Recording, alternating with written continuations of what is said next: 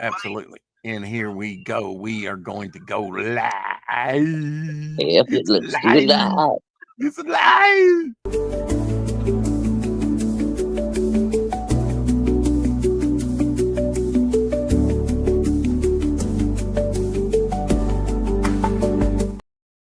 Poor choice of music. What can I say? Okay, enough of that. Maybe this will help.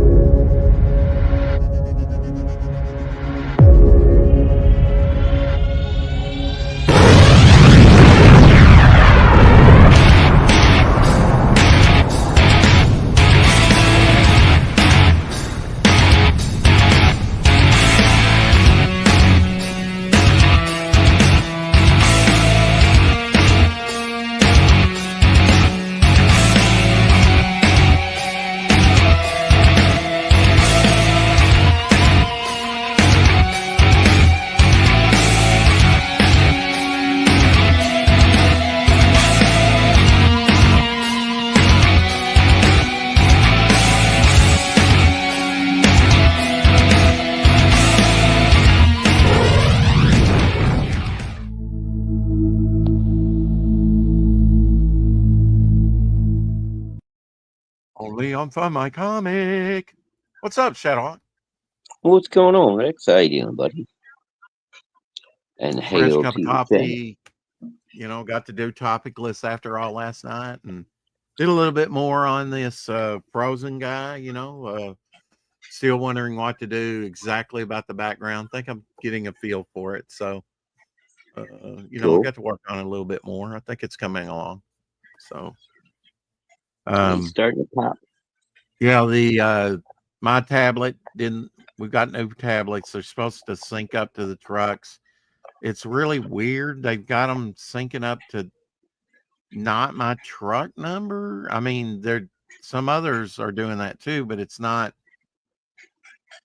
It's like not the actual truck number, but the device they have in it. Guess goes by that another truck number, so they sync it up with that one. I don't know. It's strange. It's like my truck number is 246, and to sync it up was like 163 or something like that.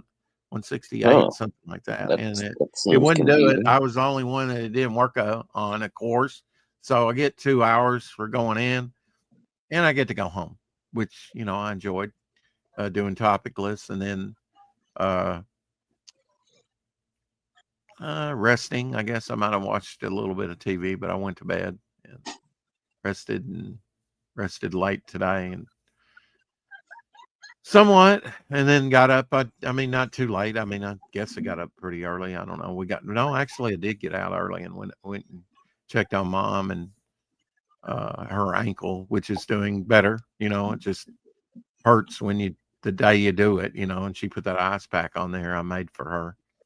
So she's doing all right with her ankle. Check on her. It started to rain very early on here and storm and didn't rain much. And I don't think it's due to do anything else. It is kind of breezy, kind of windy, maybe a little muggy, but it's probably be a little bit warmer than Thursday will be. I don't know, but it is hump day and Omer will be doing his hump day show. I just got off with Omer, made a Devil Flyer trading card from Dionysus cover with the logo. Thought that would be a good card to, trading card, if not for this campaign, the next, maybe. Sure. Just got that art, make it in, I checked in with Dillard.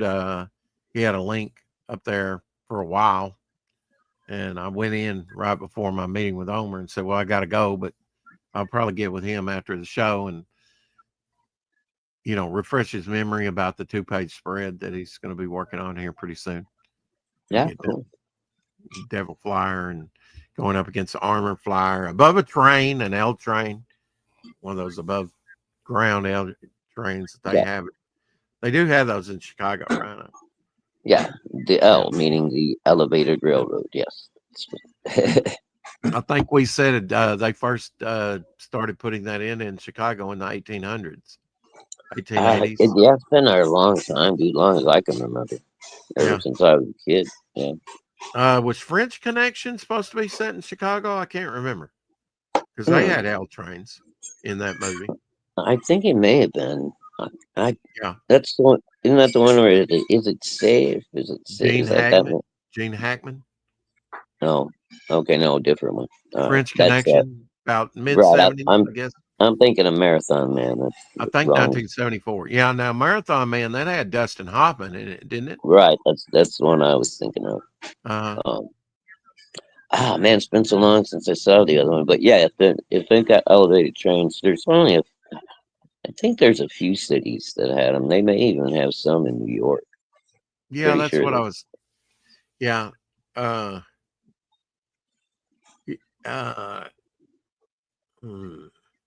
don't think it's. Yeah, I know they do in New York, and because I went to Manhattan, and I could have taken one of those all the way to Washington. It would have taken me about an hour's ride or so, but I could have went to Washington if I wanted to when I was up there. If I was willing. Right, but was that just ground level, or was that? I mean, that's not elevated. I don't think I ever went underground. I don't know if I would. Well, that would be subway. Right. You got your subways, you got your regular ground level. Now you really got me thinking. Was it in Chicago when I did that?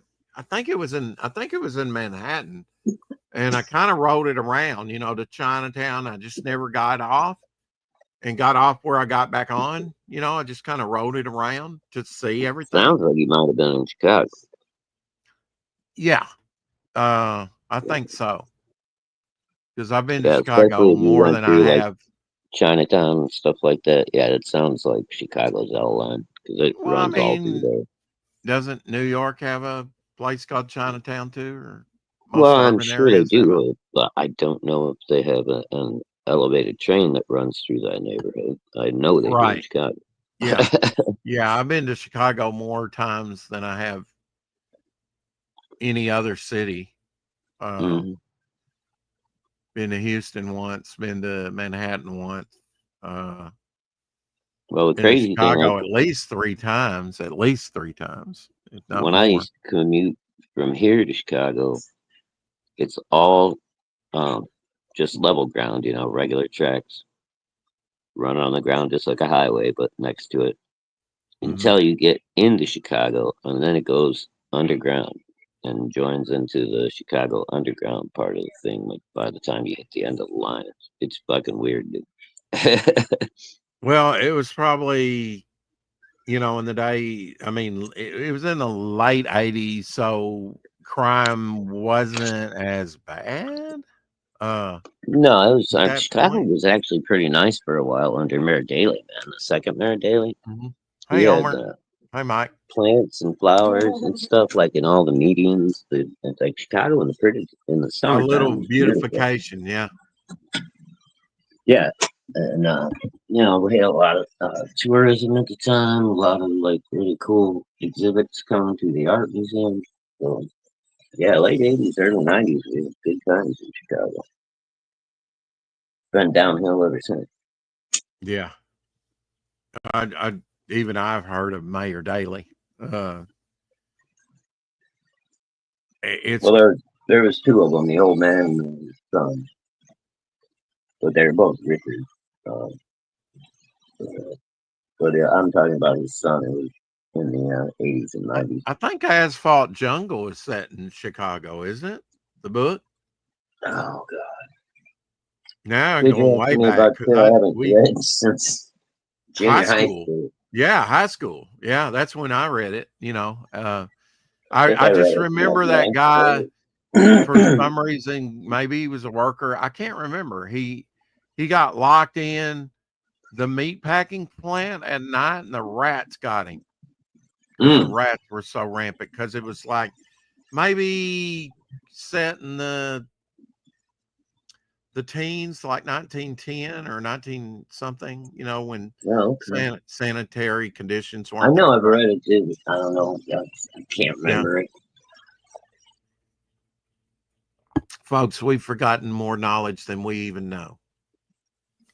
I mean, it's in there somewhere. It's in there somewhere. You're right. Yeah. Do you ever get a memory that comes back to you and you go, wow, I haven't thought about that in decades or something? Just something triggers in your brain and you're like, wow, I haven't thought about that or had forgotten about that. And it just kind of came back to me for a moment. It's like, it's in there. Yeah. It's amazing. The brain is amazing. Yeah, a lot of times, you know, like even old shit from when I was a kid will pop up in my dreams and stuff and be like, whoa. Yeah.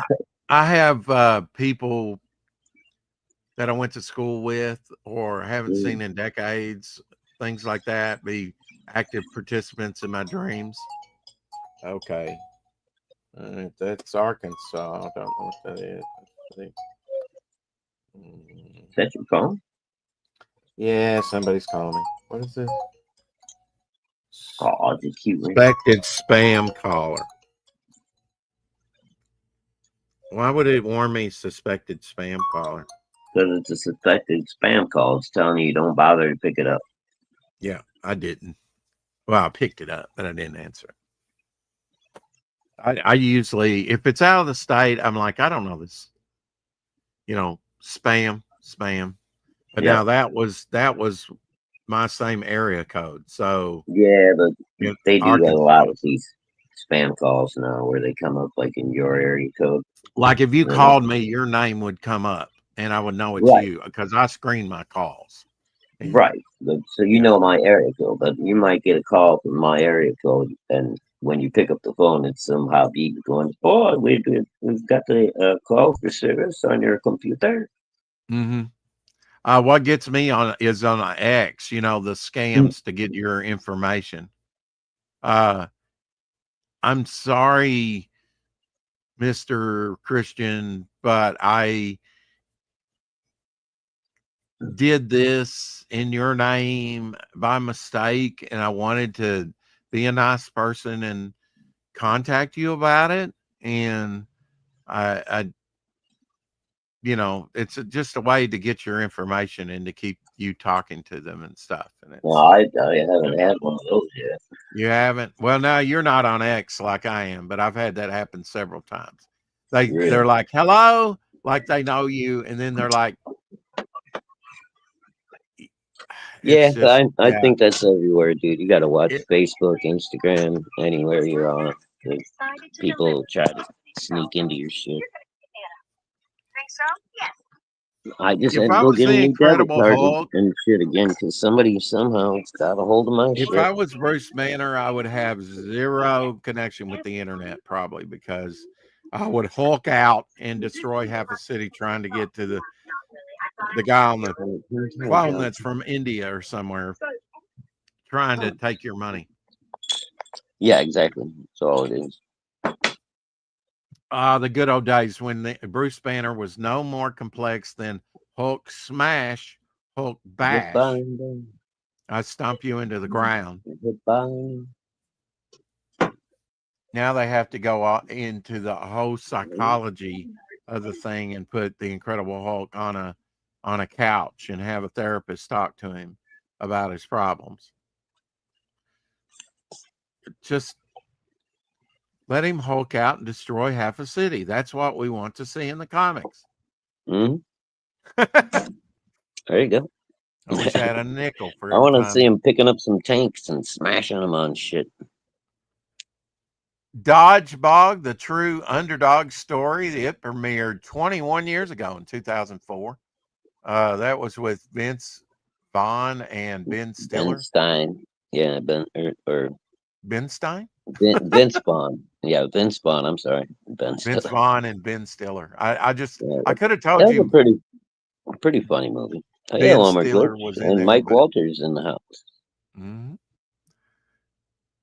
Dorito Frito-Lay introduced Jumpin' Jack Monterey cheese flavored Doritos. Did you ever try those? I never did. Yeah, they were pretty good. Yeah. The Monterey Jack ones, yeah, I like Big those. grab bag. The big The big grab grab. bag, Yeah. Jumpin' Jack. Yep. Jumpin' Jack, I guess that makes sense like Jumpin' Jack Flash. I heard that Yeah, song but it's just the Monterey other Jack night while cheese working. flavors, so it all Mm-hmm, ties in. mm-hmm.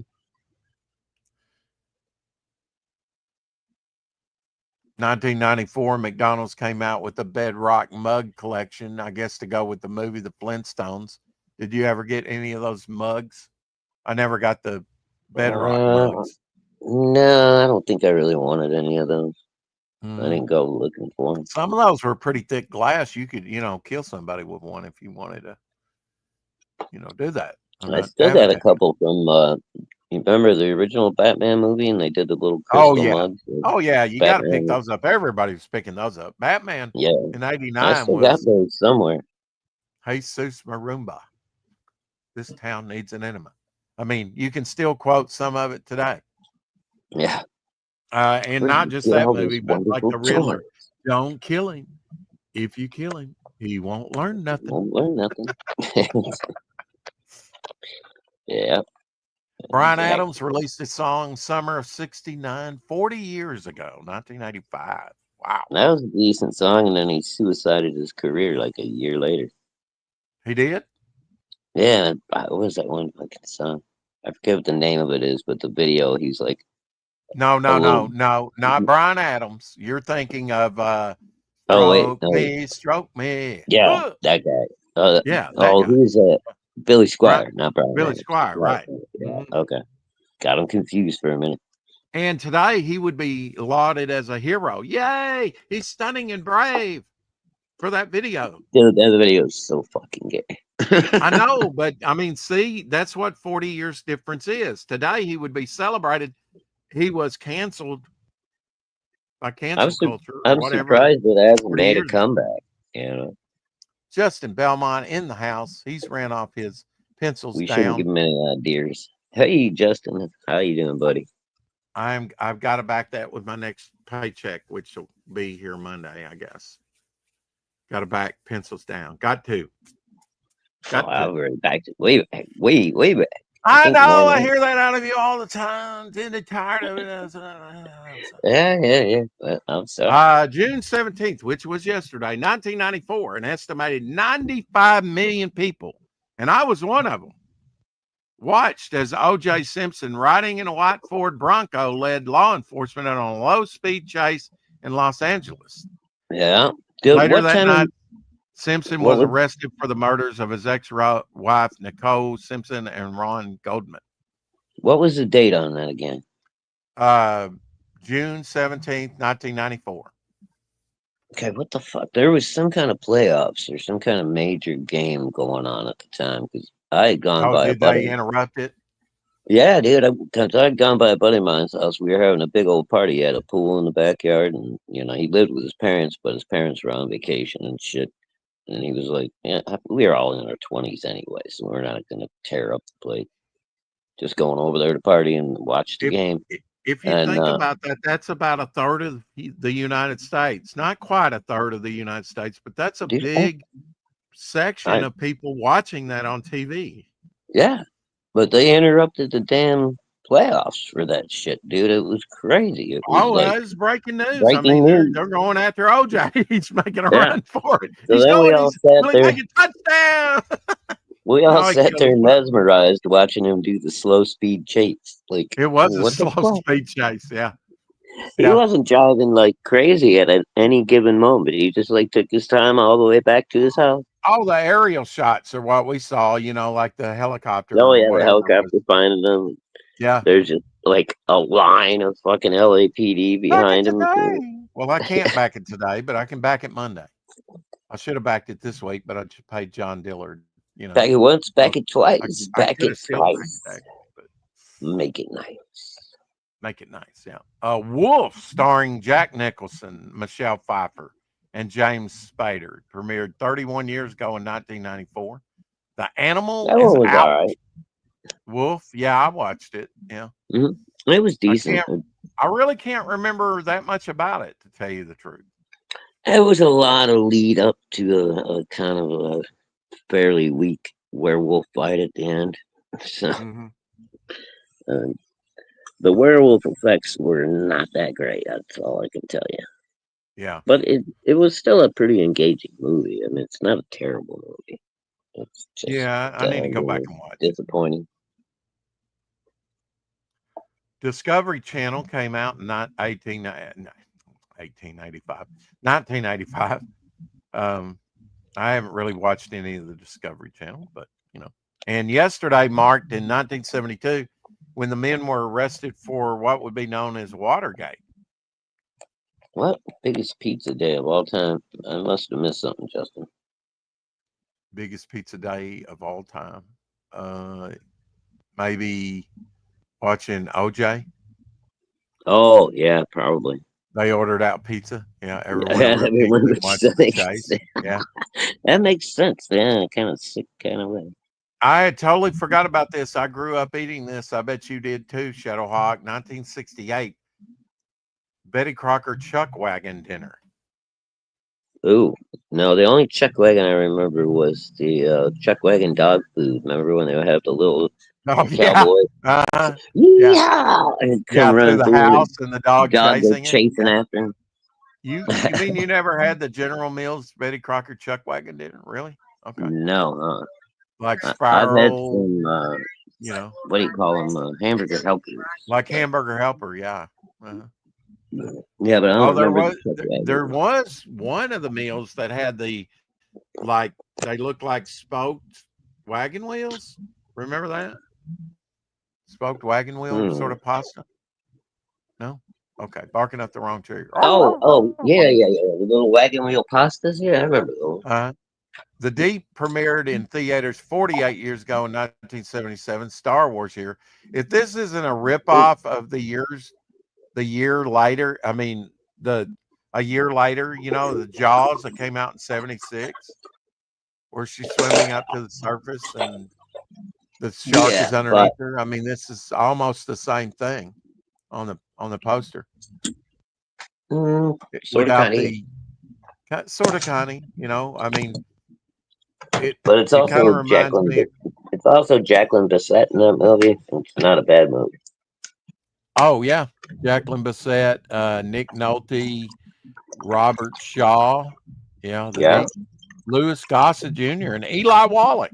Wow, really? I forgot about Eli. Yeah, wow. He pops up in some shit, boy.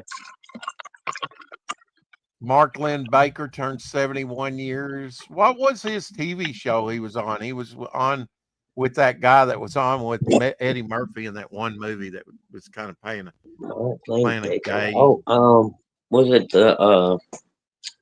where he had the crazy cousin, Balky or whatever his name was? Yes. I can't remember the name of it though. He turned 71 today. I can't remember the name of the damn show.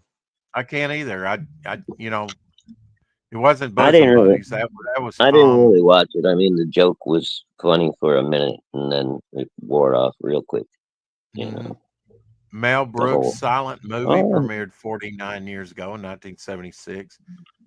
Marty Feldman and Don DeLuise was in that. I don't know that I've seen that silent movie. Besides on TV, all of Mel Brooks movies. Have you ever seen High Infidelity? No, I don't think so. Yeah, it's Sid Caesar's in that. Peters, Bernadette, Ron Carey, Howard Gould, Carey, oi, Savalo. Marty Feldman had that one. Was Perfect it a glass eye? Homer Glitch got it. Oh, Perfect Strangers. There we go. Yeah. Balky show. Yeah. Hey, Carrie. I didn't order pizza while OJ tried to flee justice. Well, we were already having a party, so we were barbecuing and stuff, and had a bunch of side dishes. And we just turned the party from watching the playoffs into watching the chase. Yeah. It was weird though, man. I was like, I don't know if this has ever happened before. I don't think it has.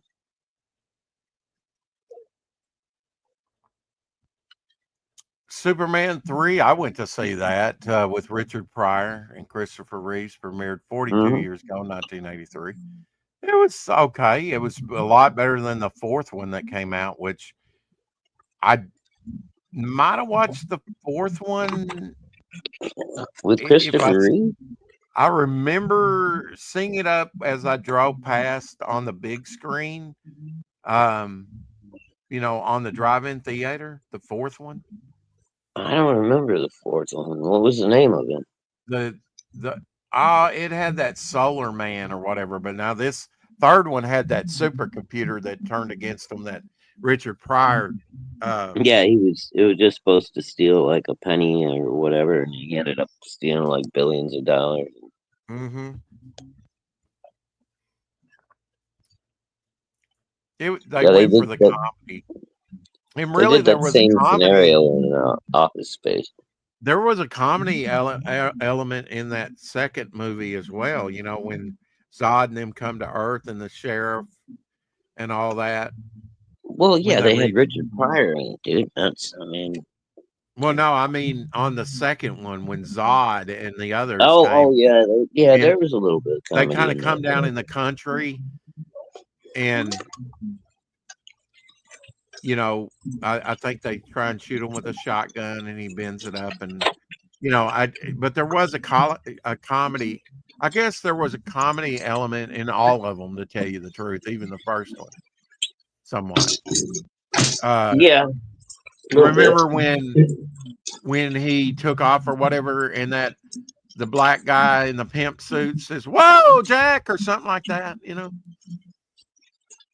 There was always a comedy element in those Superman movies. No, shit.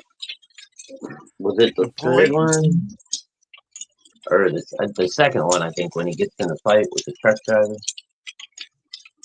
After he's been depowered. After he depowers himself. Yeah, so he can show Lois.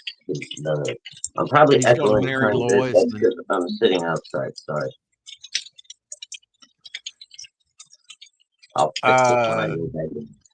The police released their fifth and final solo studio album, Synchronicity, 42 years ago. I think the police, just when they were getting really kind of known and hot, they disbanded or did solo albums, Yeah, I think that was more on Sting than anything. He wanted to do his own thing, I think. Yeah.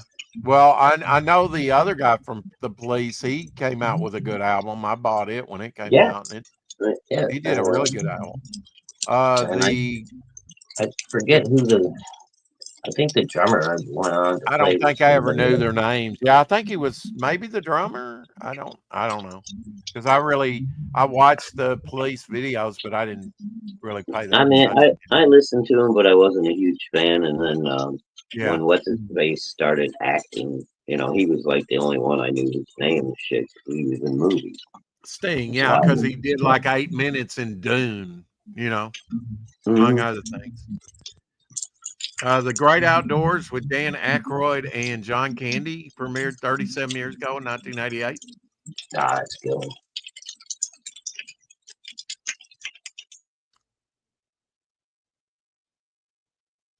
Batman Forever. Now, that was the Val Kilmer one, 30 years ago, 1995. Again, that's the one that has the quote from the Riddler. He says, "If you kill him, he won't learn nothing." Had Jim Carrey as the Riddler and Tommy Lee Jones as Two-Face. It wasn't horrible. I think it was better than some. That might be the one that had a couple of behind the scenes things where they say that Tommy Lee Jones didn't really like Jim Carrey at all. Yeah. I mean, I Some guess people you go click with, and some you don't. Tommy takes everything really seriously. I guess his acting. And Oh yeah, Jim there's a Carrey. lot of actors that are like that. I mean, Yeah. and then there's some that just start a little different. They. Yeah. And Jim Carrey's Jim Carrey. He's gonna be what he's Oh, gonna he's be. one of a kind. I mean, he was earning probably more money than anybody in Hollywood at one time. Yeah. Well, apparently, what's his face did not appreciate Jim Carrey's humor. Alfred Hitchcock's Psycho from 1960 premiered 65 years ago.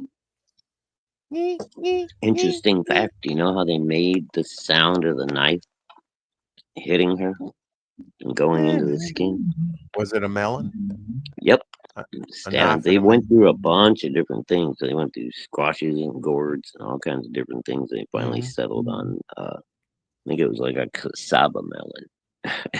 And looking back that in a modern lens, Shadowhawk, do you think that it was I mean, for back then it must have been shocking and very effective, but do you think it's effective today, that it holds up in black and white? Of course, you don't get to see the blood go No, down the drain. It's red. I love the first two. Yeah. I like the first one a lot. Oh, it was decades though, wasn't it? Maybe the early 80s before they did Yeah, it was number like, two. I think 15, 20 years between them. Yeah, Yeah, it was a long time after the first one that they did a Psycho 2. What's his face? I mean, just fell right back into the Norman role, like he lived it. It's like, and that second movie, there's such a great line at the end because well, Janet Lanning was Tony Curtis's real life wife, and is Jamie Lee Curtis's mother. Mm-hmm. Yep. Who would go on to do the Halloween movies. So it all and apparently, Hitchcock was a dick during production of these movies and shit. I mean, Janet Leigh, I think she did that one movie, swore she'd never work with him again, and I think she did come back for one more, because didn't she do The Birds as well? Yeah, no, that was somebody else. That was that was somebody else. Sort of blonde actress. But now, really, she can't squabble too much. That was probably her most notable role, bar none. Again, the dude made great movies, but you find out later shit comes out, and apparently, like, he was, especially with the women on the crew, he was very demanding. Now, I went to the bank today, Omer Glitch. I was not going to get caught by Juneteenth this year. So I won't be going to the bank tomorrow for sure. I took care of all my business. Me off last year. Great. Emancipation Proclamation, shit, whatever. I gotta drive into the Chicago suburbs tomorrow, Omer. You do? Why? You take my life in my own hands. I'm on the south side, Rex. That's where my job is. I'm on the very, very fucking brink of the south side of Chicago. Still considered the suburbs over there where my work is. Right. I just listened today. I was in the car running some errands, and on the news, they were talking about 3 blocks away from my work, some girl, like 15 years old, got shot in the head right in the middle of fucking traffic. And they caught the guy, and he's being charged with, which is stupid. It should be attempted murder, but he's being charged with assault with a deadly weapon and something else, another. But apparently the girl's gonna have, months and months of therapy to recover from the head wound that she got. Luckily, it didn't go right through her forehead or anything, but apparently she got a pretty good winging in the head. Yeah. I don't know how you put that. Well, I mean, a lucky shot. It can leave a scar that would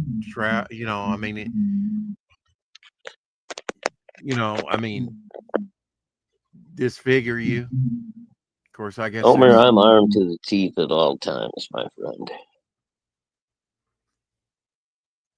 Well, I mean, you just sounded like you were doing something special. I'm going to the side, and you're like, "Oh no, I do it every day." And you've never really shared that you were on so close to the edge of Chicago or whatever you call it. If I turn north instead of turning south By accident or whatever, right? At the intersection where I turn to go to my actual work, right? Uh-huh. 30 minutes, I would be in downtown Chicago. In city traffic, because it's 3 o'clock, 3:30 in the morning. There's nobody on the road. Uh-huh. So even though there's nobody on there hardly at that hour, it would still take you 30 minutes. Wow. Oh yeah. Wow. Okay. Chicago and its suburbs, it's a big old sprawling giant fucking. They've been scooping up land for years, dude, expanding. You know, that's what I would nickname that broad that was on your couch that day. Sprawl. Because she was sprawled all out on that thing. You know. I was more in the sprawl, buddy. Sprawl and Sprooge. The closest I've come to that one is the heap. There you go. That's public domain. You can use that one. I might write that horror story one day. Basketball 1978 Atari 2600 video game. We had that. Dude, there you go. I can do the Shadowhawk. God damn it. Something happened to my co-host. I don't know what happened. But I guarantee you my brother bought this basketball game. Was it Atari basketball? Yeah. Remember these? Yeah. This great I play that one. No, yeah. I might still have a copy of that one somewhere. I got like 200 Atari games put away. Oh, wow. You got a fortune then. I got 2 2600s and a couple hundred games just packed away. Man, and those things are worth some bucks. They're worth some bucks.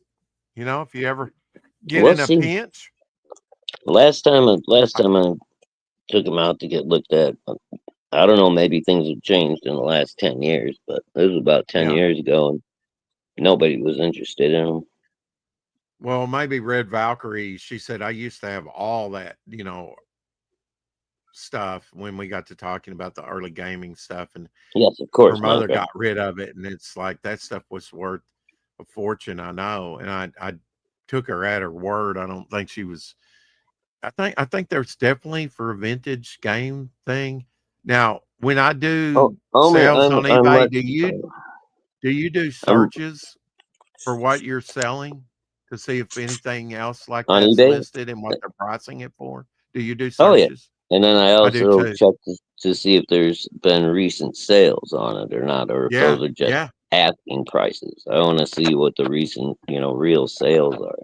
Yeah, so exactly. You're doing it the smart way. Absolutely. That way I can price things better. I mean, sure, I could put it up there for just some imaginary number and go, cross my fingers and pray. But I want to know what actual sales look like so that when I put mine up, it's more likely to move. And if it doesn't look good, don't list it now. Go on to something else. Don't waste your time because you're like, I'm only going to earn $8, so I'm not going to mess with it. If it's not giving me a return on my investment that I thought it would, then I just shelf it and I'll wait for a while. And shit, I've been waiting fucking 40 years already. For like 5 years, Shadowhawk on YouTube, I put up like Pez, I put up like diecast, different things, little smaller items. Worked my ass off for about like 3,500 all year long. And I know this because we tallied it all up at tax time, right? I'm like, that's all I earned, like $3,200. And in 1 year, I went to larger items, like I invested more and I sold for more, like production artwork. And then, like my first year out, 20,000. Wow. So once I let go of that and another collection I had, and I've still got some of it, but you want to go with larger items or you're just wasting your time, especially now because shipping's so high. Yeah, well, I do a lot of, I'm either listing comic books that are going for high dollar or I'm doing toys that are going for good amounts of money. They're right. You want to go for the highest items if unless something. if it's not listing for 25, $30, then I don't even bother with it. You know, Yeah, if that's the exactly. lowest, the highest I can list it for, then I just won't even bother with it because people are going to try to Jew you. Oh, I almost said it. People are going to try to negotiate you down. Yeah, absolutely. Jaws 2 premiered in theaters 47 years ago, 1978. Jaws Bum, 2 was bum, all bum, right. bum, bum, bum. Yeah, and then they had in the early 80s, Oh, they had 3D, right? Jaws in 3D.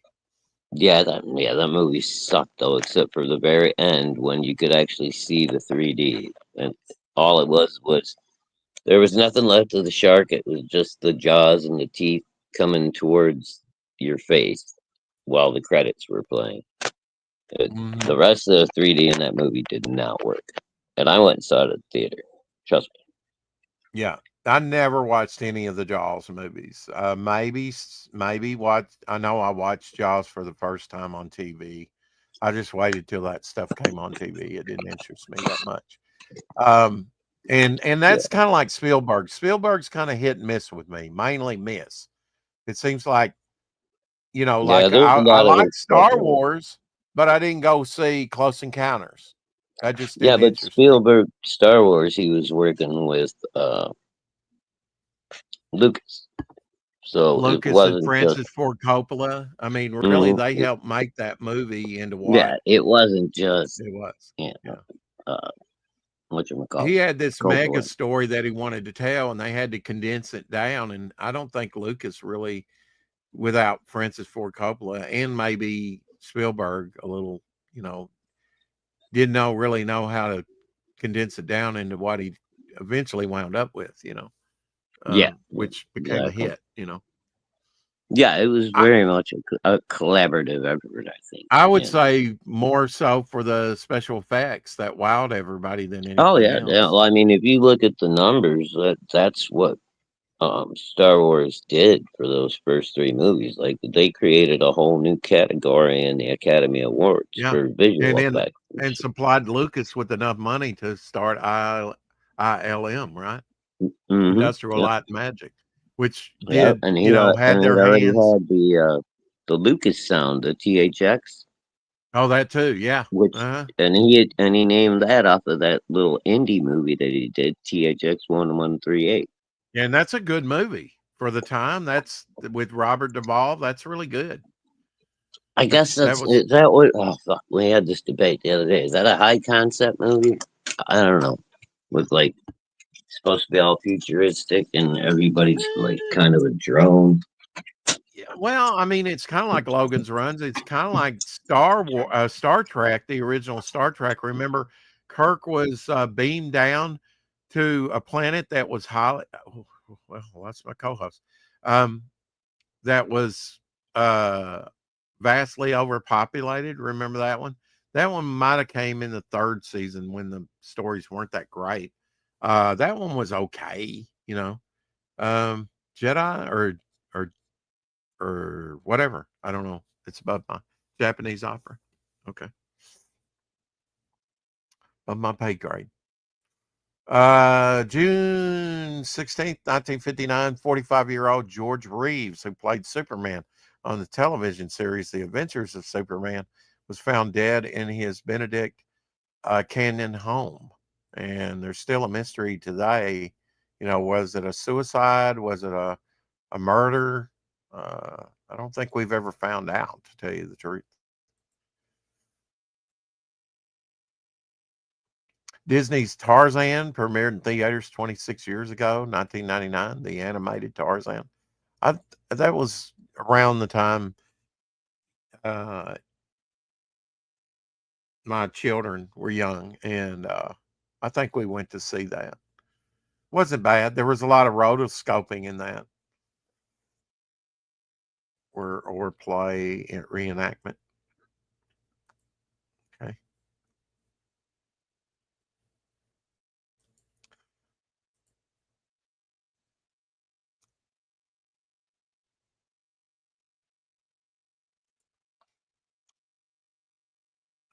New Star Wars Dixie Cups from 1980.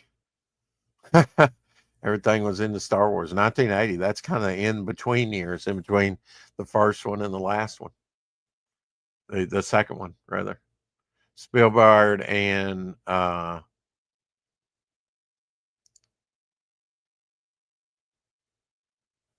nothing to do with Star Wars directly. They did offer help as peers and advice, but that's it. Well, we weren't really there and we don't know. So, I mean, okay, it's 100% Lucas. Got it. Doesn't really matter to me. You know, they turned out a good movie. Fast and the Furious Tokyo Drift opened in theaters 19 years ago in 2006. They made a bunch of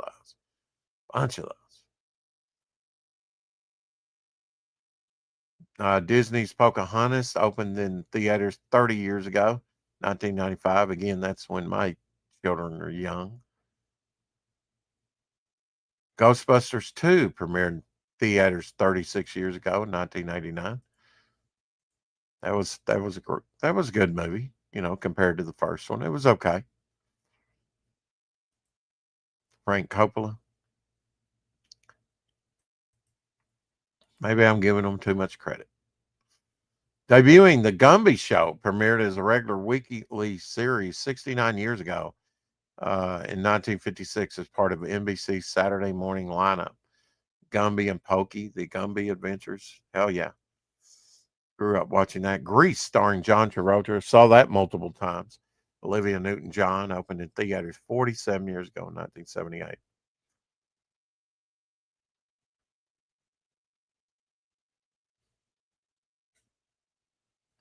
Rocky II premiered in theaters 46 years ago, 1979. The rematch of the century. So in the first two, did Rocky fight Apollo Creed? Welcome to the show, Ethan Van Glitch. Oi. Yes, he did on the first two movies. Right? Okay. What's up, gents? What's happening, Omer? What's going on, Shadow? You doing all right today? Oh, dude, no, not at all. Always packing heat is what I hear in Minecraft. No, I didn't see that. I said I'm always armed to the teeth, but personally, I prefer edged weapons in Minecraft. Okay. Well, you gotta make sure those edge weapons are more than 4 inches. That way you penetrate the organs in Minecraft. In Minecraft, yes. But if it's more than 4 inches, it's not legal to carry, Homer. You see? Yeah, that's the big scary part, right? It's a kitchen knife. Carrie says, "Hey, Omer, what are you working on?" Well, this is the glitch piece that has the inking job like Keith Giffen, right? And Trencher. Yes, sir. There is a tangent. There is a tangent I see, and can you tell me what it is? There's probably a bunch, Rex. There's probably a bunch. Okay. Cop out, right? Sure. Well, I mean, it's still a cool layout. It's a little busy, dude, but it's cool.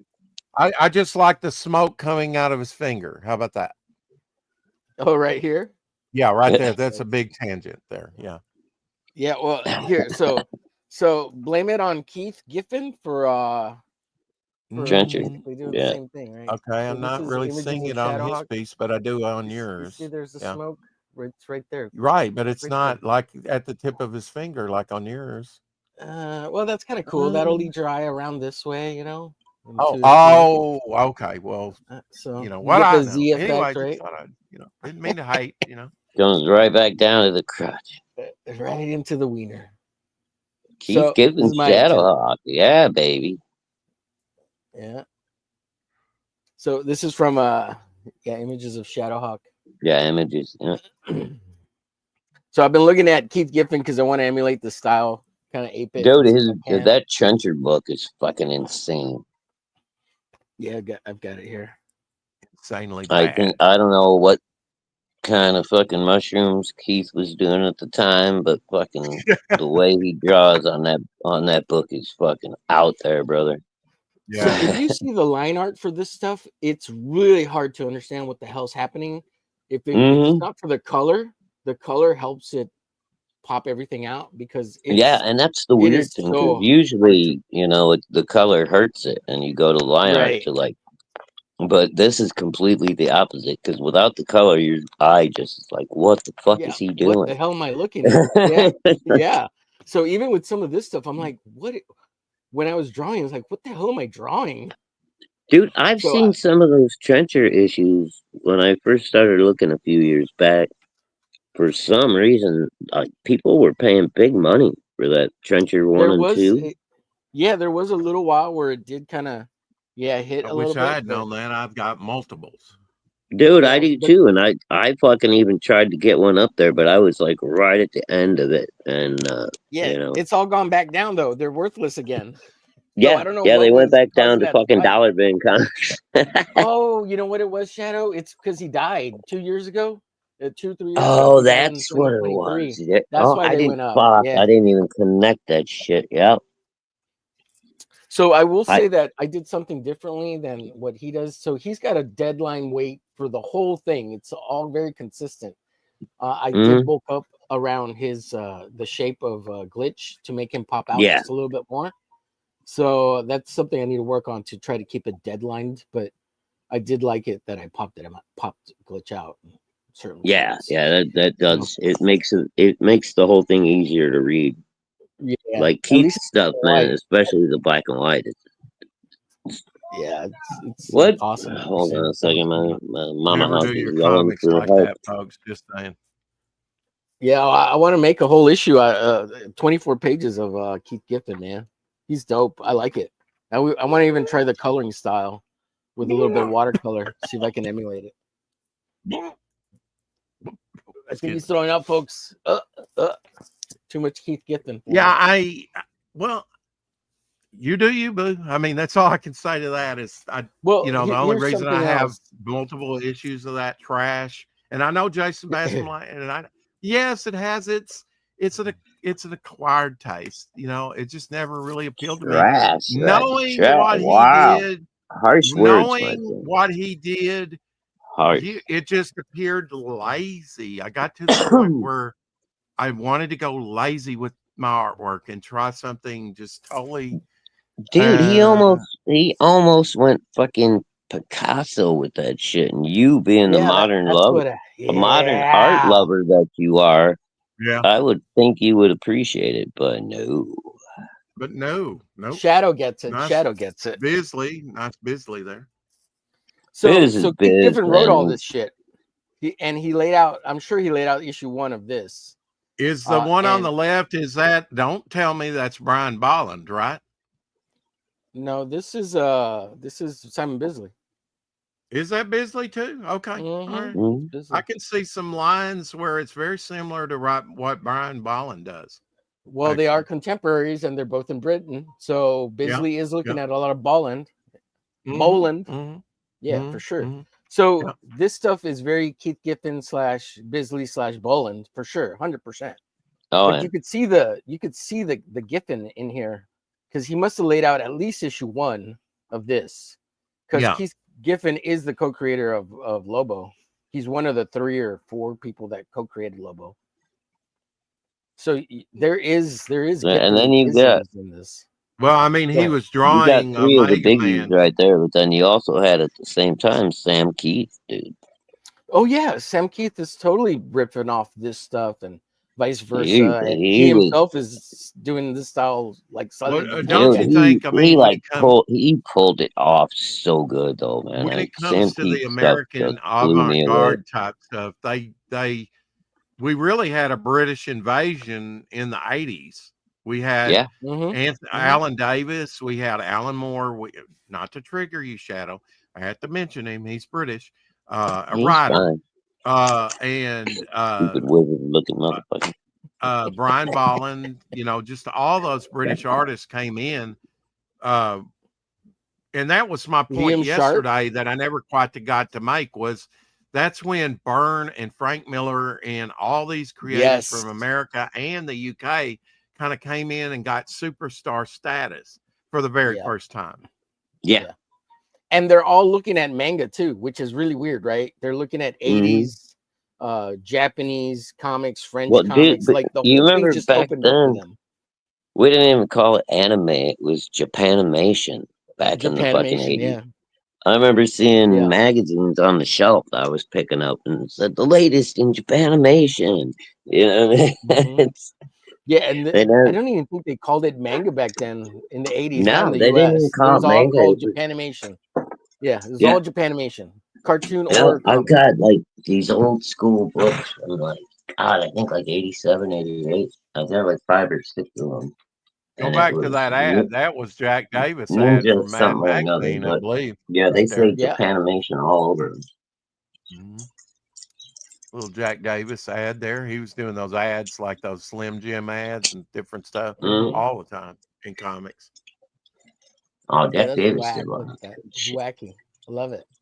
Mm-hmm. Like all his Mad Magazine stuff. I mean, look at the glasses on her face, like those 60s pointed glasses. You know, they're just so outrageous. Just the Cat face Eye. configuration is outrageous. Yeah, cat eye. The other only existing what is it, Lobo species, this chick, he ends up blowing her fucking to smithereens, chops her arms and legs off. Oh, okay. Nice. Yeah, you don't remember this? He chops her arms and legs off, and then No, I he didn't. needs I to didn't use it read for the early something. levels. I didn't pay attention to this trash back in the day. No, No. yeah, it I happens. was more into Sam Keith and I like mean, Keith see, they were Giffen trying and to give it stuff. away for 99 cents as I it missed the was. Lobo stuff. I could have swore Sam Keith he did one of these covers. I can't remember. He might have. Yeah, I think Like I he's said, got a cover in here. Plus, I was always more Marvel than Oh, I've never DC. seen this So one with the kind of The coloring piss on it. green cover. That's wild. Yeah. Yeah. I think So Lobo at the I think there's time a Sam Keith seemed in here. very This is a derivative. collection of. This is a collection of all that stuff. Since we're talking about pulp, you know, that's what I was thinking today, Shadowhawk, that, you know, my contribution to Pete Sametti's campaign, what I would do with that is the Devil Flyer prequel for the comic book shops at a better price point. Oh, the ash can or the magazine side? The one that I'm working on now. You know, we Oh, would okay. just do that in, you know, pulp paper through Pete Oh, and do Sametti. it through Pete, and then do just regular. Or do you want to do minis, or are you going to do regular comic size? No, I do regular probably. I mean, we'll look at the cost of it, but you know, I was thinking, you know, if you're going to sell it in the comic book shops, you're going to have to get the price down, and that would be a good way to get the price down per issue for Devil Flyer. All right, so chat, tell me, because I was considering possibly doing the first Battlehawk as a mini with Pete as the publisher. Would you guys rather have a full size, or do you like the mini comic? Well, I mean, I guess we'd have to look at the size of a mini comic. What he's talking, is it more square like? Is it I think they're like rectangular? 5x7, like they're the old school ash can size. Ash can size? Well, I started out with ash can. I actually like that size. You know, it just depends on what you That's what do. I said too. I actually dig that kind of size, but I don't know how many people agree with me. Omer, how do you feel about the ash can? I love the ash can, so I'm all for an ash can. Absolutely. Like, okay. I mean, I don't know. Put a poll in the chat. I would. I don't know how you would. I don't know how to do it. I would. The backers kind of thing. And like, Jinko. If I would say this, if you're going to do a crowdfunding, offer it as an ash can, so it's a highly limited edition, and then you double your print run on it when you get it made, so you have extra copies to upsell after the backers get theirs, and offer it as a regular comic size too. But the ash can is special limited edition to order, plus the double that you're going to upsell afterwards. So Well, I was thinking doing if things go well and people are interested, I was thinking of doing a limited edition mini comic for the first one, and then do a second chance campaign on FMC for the full size comic, but that's going to be a second printing, so you're not going to get all the same stuff you get with the original. You'll get other stuff that's different, but you won't get all the original. oh, so you're gonna try to start it on Indiegogo and then jump ship to Fund My Comic? No, no. I'm gonna run strictly FMC, but Oh, okay. I do a mini comic through Pete first, and then just have him reprinted at regular comic book size for the second, printing, and do a second chance campaign. So they would come to you directly to want to buy it. Right. So I mean, that means you're gonna. Well, no, I would run the second chance campaign on FMC too. Okay. Why not? All right. Forget the second chance. The very first one you're going to run through Pete. Where are you going to sell it? On the website? No, I'll set up the storefront on, because you can do a storefront on FMC, right? So I'll just set up a storefront there. I mean, I'll also have, if somebody would, like people who know me, if you just want to DM me and you want a copy, I'll just fucking send you a copy and you can PayPal me or whatever. That's no big deal. Yeah, after the print's been completed, of course, off of FMC. Here's the thing about second chance campaigns on FMC. After everything is fulfilled, everybody who ordered is going to get fulfilled first before I offer anything anywhere else. I'm not going to be doing this crazy shit, like, printing extra covers and going, oh, by the way, here's a new cover of the same crap. No, it's I don't want to, I'll change the stuff. Sorry, incoming bullshit call. Here's the thing about your second print run idea. When you print a mini comic, okay, that's not the first print run of the full size comic. So in order to do it as a second print run, you got to print the first print run of the comic at large scale size to be the same edition. To be the same edition, and that's how you get the second print run, because it's instead I could just do different. Okay, well, I could do some different covers and different stretch goals on the second chance, and that would still be a first printing, right? Right, that would be a first printing. But here's what I would say. So there you go. You're already crowdfunding, so why not just try to crowdfund both at the same time, the large format and the Ashcan version? Of course, I don't think I've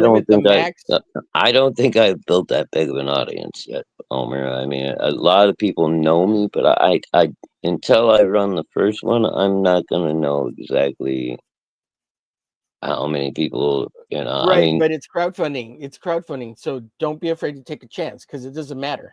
It's crowdfunding. Like, it's well, yeah, it does matter, because I don't want my first book to look like a complete and utter flop, or else it's... Well, if you're worried about that, then don't start crowdfunding until you have the audience you think you should have for the numbers. Right now, I have enough of an audience to do what I want to do with a mini comic and an Ashcan, just to introduce the character. Okay.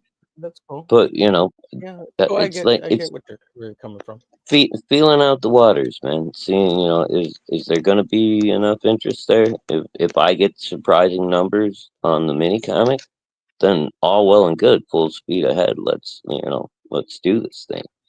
But if I just make enough to squeak by, then I don't know. Maybe I do the next book, maybe not. I don't know. But I'd be happy just to have one crowdfunded successful project before. Yeah, another thing to consider is the mini comic is going to be 16 pages. So when you go full size, you might want a whole 24 pages, right? To add the next 8-page story to it, so you have a full 24-page comic kind of thing. Right, or a fan art gallery or something, right, whatever it takes I know it gives you a little more flexibility. Right. Yeah, and I don't know yet. I still haven't even started talking to Pete. So once things get settled down on his end, and then yeah, it's looking right now like the way things are going for me financially. I'm pausing my campaign until next year anyway. I mean, I might still be doing some behind the scenes stuff, getting some artwork done, but Well, have you got the final design, or are you still working on that? Bro, I haven't even had time to fucking work on that with everything else I've had going on. I know. I'm in so much pain I can't even sit down and concentrate to try to fucking draw or to try to put all of my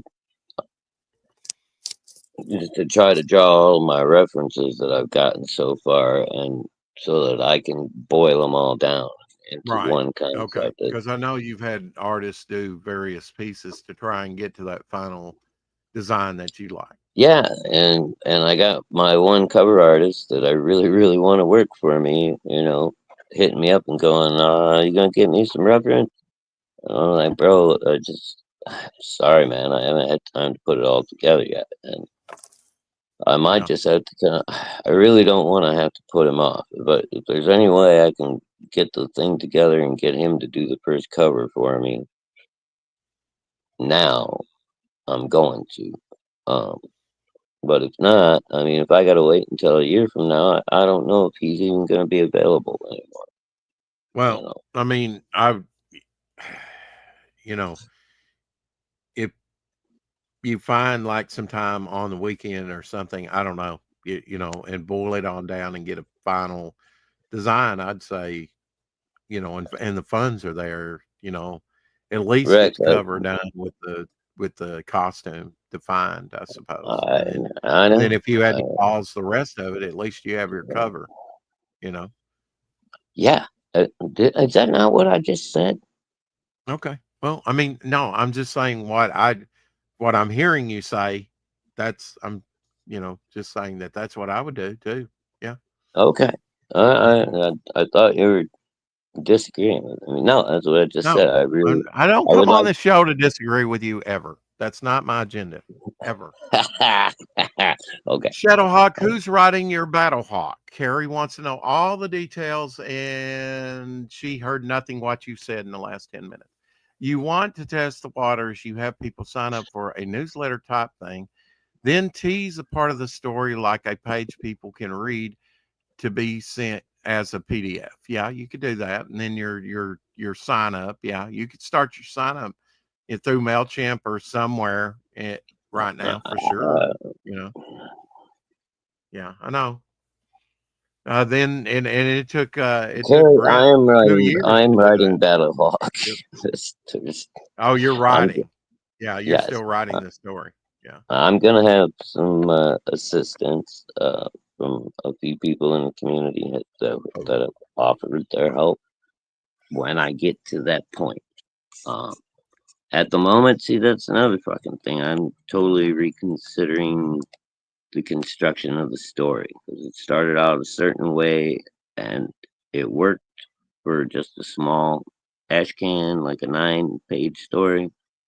But now I've got other ideas that I would like to get out there and other information that I would like to convey to people about the characters so that they know a little bit more after the first issue. That was the most. I may have to rewrite the whole fucking thing, and then I got to relay out all the panels, and it may end up being, a 24-page book. I don't know. Yeah. And you have to live with my something first a little time, while. people. I'm a virgin at this, okay? Yeah. Yeah. Be genuine. I'm happy I've got a lot of support and a lot of people that are going to help me. Don't be demanding out there in the chat. We want to know details. Hey, Carrie, in like 2 or 3 months, I got a new comic coming out called Battlehawk by Omer Glitch. I'm going to get it to market first. So Shadow won't even have to worry about making a comic after that. There you go. I mean, Omer takes care of all my problems for me. That's why I love Omer. He's a problem solver. Cut him off at the knees. He's been having pain with them anyway. Yeah. Yeah, then I can get some new bionic knees and I'll be a happy bird. He'll be RoboHawk at that point. No, RoboHawk. That's It's the new comic by Shadowhawk, RoboHawk. Dude, Cyberhawk. Omer, I I gotta know go you told Cyberhawk. me Right? Ooh, working Cyberhawk. on Yeah. behind the scenes before the show, but what character is this you're working on? What is this? Cyberhawk. That's a good one, man. This is not Yeah, I like Cyberhawk. What is this? No. I'm trying to Who's it? shift gears here. Oh, this is Rattel, the Honey Badger by Frederick Guillemot. Oh, He's a Frenchman. He's a French Canadian. And Go ahead. what is his name now? Rattel, which is French Rattel, for honey and that badger? is French for honey badger. Correct. Correct. Mhm. That's a very sleek design for a badger. You know, I'd at least put is some fur around his Rattel gloves. familiar with our boy Sim? He's French Canadian as well. Yeah, they know each other. Yeah, I don't know if they're pals or nothing, but they know of each other. Yeah, I was just wondering if they ever did anything together. Not that I know of. This is Frederick's first comic outing. I think for it. All right, cool. Well, yeah, I've only seen Frederick recently, so I didn't know.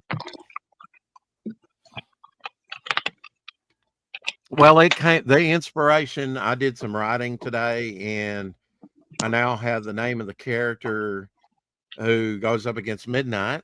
You know, the wannabe politician that has her parents killed. Daybreak. And Daybreak. That might be a good name for one of the horses. Ooh, you know, maybe, yeah. Maybe you're.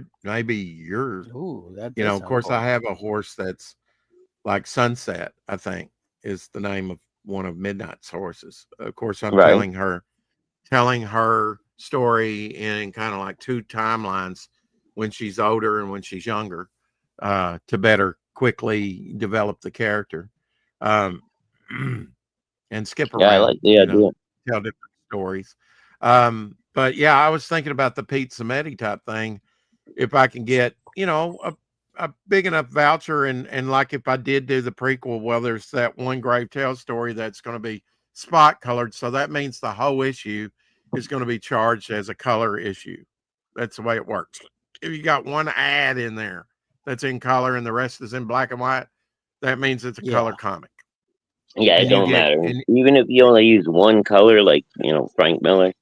And you can use, and you can use, you know, have a color cover, but all the interior would have to be black and white for you to get charged black and white rates. Right. Right. I believe. Right. So I was just which thinking, is what I'd like to do on my first one. I want to have. I'm going to need a lower cost comic for the comic shops, because people are going to, unless they do, or you know, you and I and Omer, we're in the chat, we're used to crowdfunding and paying $25 a comic plus $10 shipping. Right. So, you know, $30 for a comic. And if you try and sell that less than like an archive or an omnibus, or not an omnibus, but you know what I mean, a bigger, thicker book, people are going to laugh at you. You're never going to sell any. So I got thinking, you know, this pulp, I know the prices, they're comparative to what I did with the ash can. Actually, they're a little better than that. Of course, I had pretty good quality paper on my ash can, you know. But I mean, it's comparative to the rates that I paid, but it is lower. And so, you know, why not go with them instead of a local, you know, might even, I was thinking at very least, I might even have the sticker book printed up like that. But I think I've opted just to do the Devil Flyer book that way for the comic book shops, you know, and for like the conventions, a lower price selling. And then, you know, those that did back the crowdfunder, they've got the deluxe model, you know, and there's going to be fewer of those around. So not that I'm going to go, we'll see how many I can print through Pete Samedi, because I mean, his campaigns was like the other day was 19 days out of finishing. So I know that currently. So sorry, got to get some money up. Even if he finishes and you don't get a chance to like buy any vouchers or whatever, it's still gonna be a very affordable publisher as opposed to a lot of the other ones right I now. don't Well, think he's not going to that publish after that. Like he's that's going to only publish exactly right. Alterna, He's as not. far as He's we gonna. know. Yeah, he's gonna He's not publish the open to vouchers, everybody. get done with all that as people turn them in, and then he's using all that system that we helped him pay for, and to print Alterna comics. So you can't come to him and say, "Would you print this?" He's not becoming a printer. He's not becoming a publisher. Oh, Like, outside okay. of his own. That's what I read that was that my wrong. whole So thing. you gotta be invested now, or he's not gonna No. do your shit. That's right. The Right. voucher's cut off at July 1st when it ends, and Oh, fuck. then yeah, Well, I'm yeah, screwed then. I'm not gonna be able to go to Pete. I don't have the I mean, I don't have the maybe money he'll to open do it. up later, but I mean, if I he mean, wants I to make don't. money, But you can invest for as little as like 50, right? And still get yourself a place held. I believe.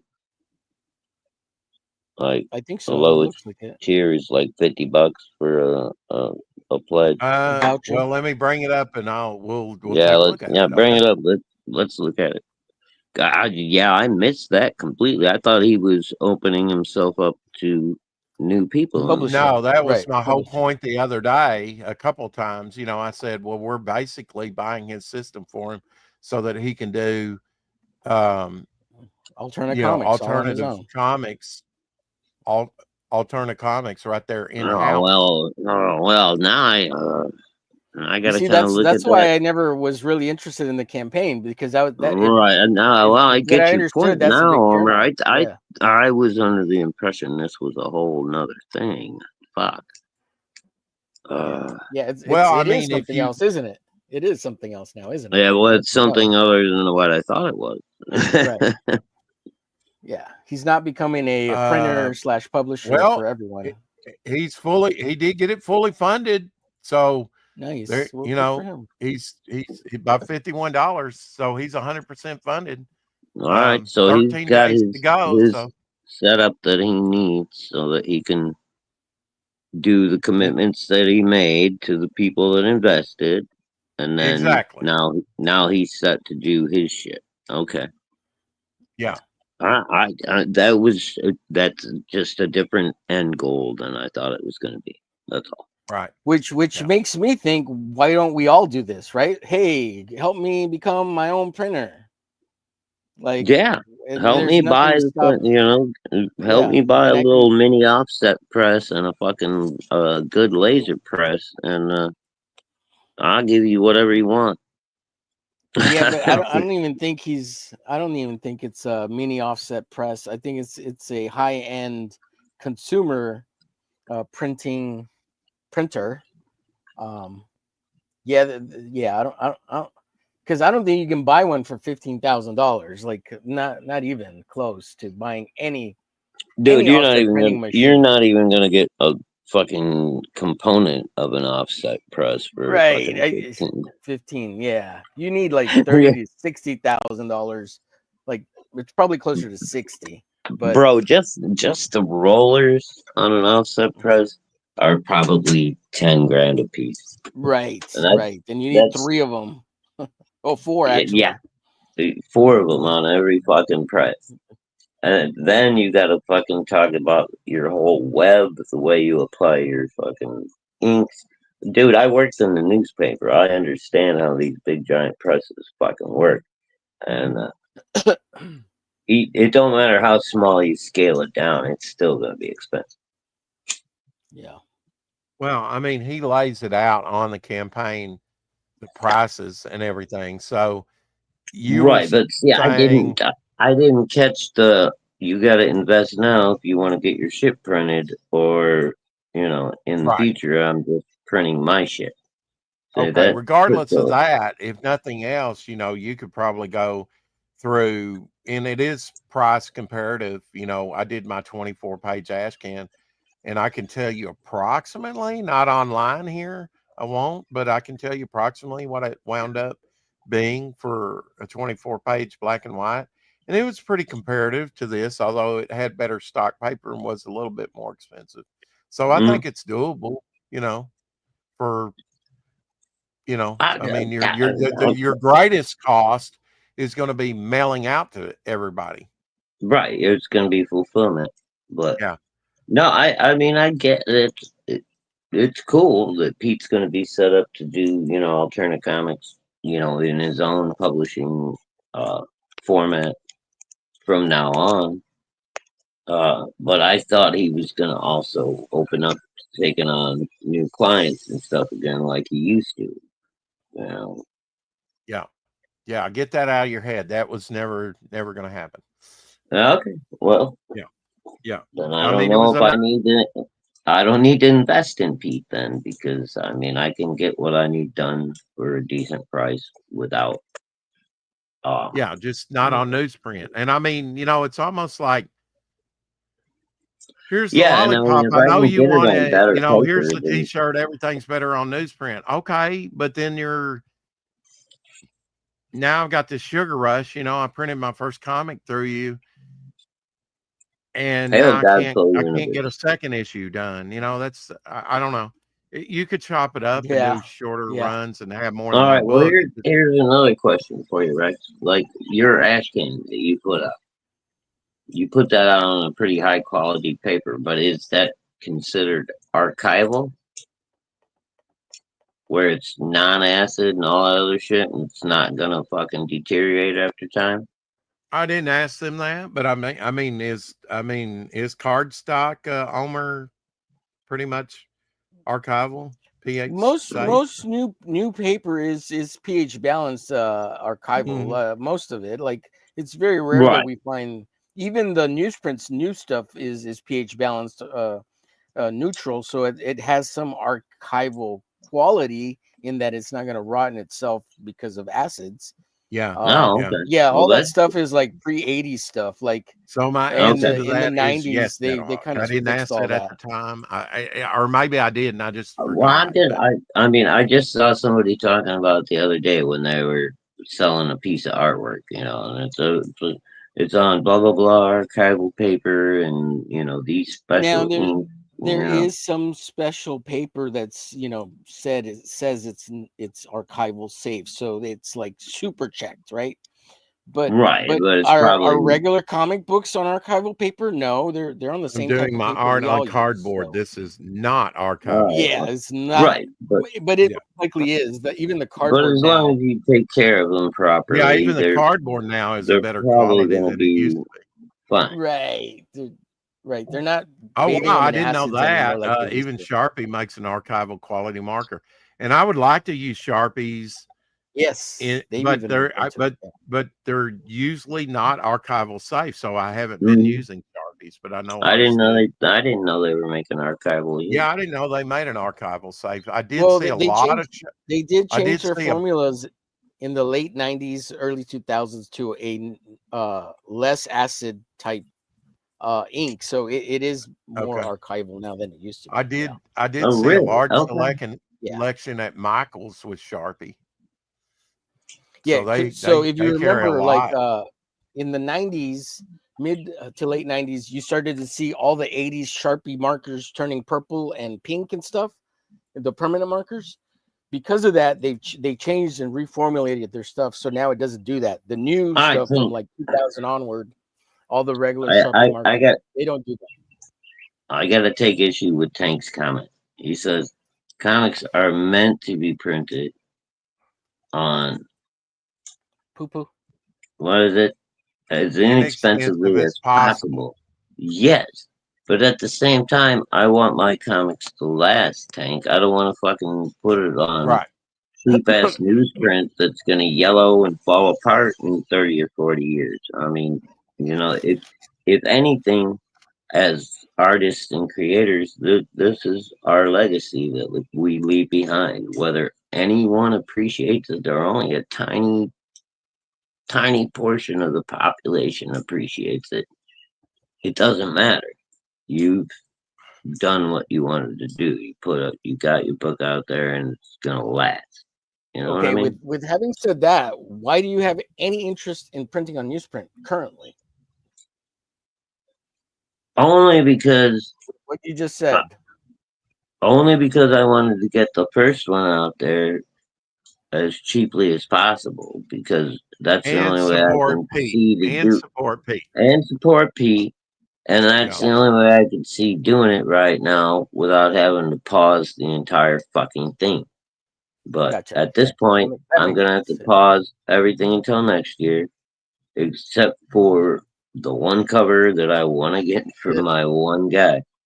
And as soon as I get that, everything else goes on pause until next year. I don't have the funds to do what I want to do. And if I can't do it the way I want to do it, then I'm not going to do it. That's a good point, Tank. Yeah, there is no difference other than having a 32 to 48 page comic, usually, which is the 48 pages for the $25 versus a 24 page $5 comic. But well, see, I'm not planning on there selling mine for $25 or $35 either. It's gonna. Yeah, he's not talking about yours specifically. I know. He's just I'm he's just saying saying, in but general. in my case, it's gonna be if I can get it printed for $10 a copy and still put just a tiny little bit of money in my pocket, or even just cover all the shipping, then I'm fine with that. I'm not trying to get rich out here in CG. I'm not trying to Sure, you fucking are. We knock all over are. the What are you world. talking about? Everybody should be trying to get rich. Stop Dude, saying that. I mean, God. if I could turn this into Millions and making a millions of living out of dollars, it, just sure. like But dude, there's no way I'm ever gonna match what I make making comic books and what I we can make always hope, right? doing my regular job. Gato, that's your own fault. You should never put out a comic book 185 pages for $25. You should have split that up into like 4 comics and done each one at $25. Nobody told you to do that. Yeah, dude, That's ridiculous. That's ridiculous. Yeah, that's just too many pages, dude. You can't get it printed. Yeah. You can't Can I get it piss down printed. your leg and your publishing strategy? Wow. Okay. That's just Omer glitch. Is That's just my opinion, and it's that's just worth his nothing opinion. a It was bushel awesome. He said. So there you go. Well, there you go. If we're just playing Well, no, I Godfall hope you universe. guys It's did been a while. great, but how many times you get that? That sounds was like it black and white or one full of the. color? I can see that Okay, black if and I white could get a easily. word in edgewise, I would say Richard okay. Embry. He's doing 2 comics. I think he's got other items on the second campaign, but he's released very successfully to a lot of people. His first campaign, well over 230 Okay, something Rex. people, backers. Richard Embry, $5 a piece. Now, how does he do it? Don't know, but Rex, it is possible. I hate to tell you this, my friend, but Magic. see, this is why you're out of touch with what's going on in CG. Richard Embry just 3 or 4 days ago announced that he is no longer CG. He's got no reason to fly the CG flag. He didn't get the support that he expected, and he may be just abandoning comic books altogether. Wow. He, Okay. he That shit does down not. everybody. He shit down everybody's throat that fucking supported him, and basically Again, had no appreciation. no matter what he said recently, he offered 2 books at $5 a piece. So is it possible to do a lower grade comic? And I don't agree with what he said recently. I mean, really, he didn't get that support. He got like over 200 on his first book. I think that's good support. What did he think he was going to do? He's coming out of nowhere. But when you price your book at $5 to undercut everyone else, you use I mean, is that why he did it? Was that his motivation? You use everybody's stream. He fucking had exposure on everybody's stream except for EVS on both of his first 2 campaigns. Okay. 2 days before, or the night before he did this fucking bullshit, he fucking did the live launch and everything on Katie's channel, and then he turned around and pulled a goddamn Jimmy Reyes and had this big old fucking meltdown and was like, I'm not getting the support I want. Now, there's no reason for me to carry a CG badge and blah, blah, blah, this, that, and the other. And then turned on Katie. who had supported Damn. him more than anybody. If it wasn't for Katie Did's channel, I wouldn't even known who Rich Embry fucking was. And I backed Right. both of his fucking first Blood and the Sword books, and Mhm. they were very, very basic comics. Basic Yes. art, basic colors, basic story. The story was good, so I didn't mind the basic art and the basic colors. I could put Right. up with that as long as the story is good. But if you're gonna sit there and whine like a little girl that you didn't get the support you thought you needed, I don't know what to tell you, bro. Then go out in the fucking cold and see how well you do without CG. He should have charged $10. Then he wouldn't be Yeah, complaining. if he had charged $10 a comic, he probably wouldn't be in this situation right now and crying about And I he didn't make still would it. have undercut a shitload of people at $10. Fuck yeah, Yeah, man. shit, dude, he could have done 15 and still Yeah. been, you know. Yeah. I mean, Yeah. Big he's the one who cut his own throat. I'm sorry. right. Yeah. Well, I And mean, Godfall at black and white, I could see that. Yeah, that makes sense. was it money Very cool. wise or was it? I mean, I what was he don't even complaining? He I didn't don't make enough even money. know, dude. He come out of nowhere. Like I said, Yeah. either the night or 2 nights before, Sounds like he money. did a fucking launch with Katie did, and he made a bunch of money, and he was being all la da da da, just like he always is. And then within a day or two, he comes out and announces that he's not CG anymore. Everybody is fucking him over. Katie fucking revealed shit that he said in a DM. Okay. And I want uh, a definition of what CG is. Really, I do. I want a good definition of what CG is. dude, I bet if you ask that CG, question to 300 It's people, you Craigie. get 300 different Craigie. answers. everybody, all right, fine. I'm not playing your game. Listen Okay. to fucking Ethan's definition of what CG is and what it was So and it what it begins and ends with Ethan for you. Is that correct? I'm just trying to track here as we go along. I'm not trying to pin your ears back on anything. I'm just saying, You I ain't think pinning shit. You're making yourself look dumb, Rex. You've known what my point of view is since I joined your channel. The okay, only we reason can't have I a discussion about it. Moving on. Okay. the You don't only want to have a no discussion. don't fucking try to cut me off and move on. I'm not. Go ahead. You asked the question, so now you're And gonna I get want an an answer. answer. Yeah, and I No, want an you're answer. gonna get an answer, fucker. Okay, good. The only reason I got involved in CG, the only reason I discovered CG and indie comics again was because of Ethan. Me too. So everything Me that too. everything I've done in this community, and everybody that I've supported, and everything that I do every day is because of my love of Ethan and Cyberfrog. And nothing is ever going to change that. No shit talking, no fucking toilet licking, no fucking crack smoking, none of the fucking goddamn gay ass bullshit that I've heard about in the last fucking goddamn 8 years. None of that is going to change that. So if you don't get that by now, I don't know what to tell you.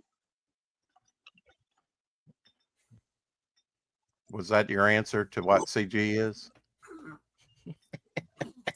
My answer to what CG is go and listen to what Ethan tells you CG is. It was created for professionals who were canceled from the mainstream so that they could still have a life and not end up in these fucking goddamn homes and fucking begging for money and having to sketch in their fucking dying beds Okay. to fucking pay medical bills so they could still have a life.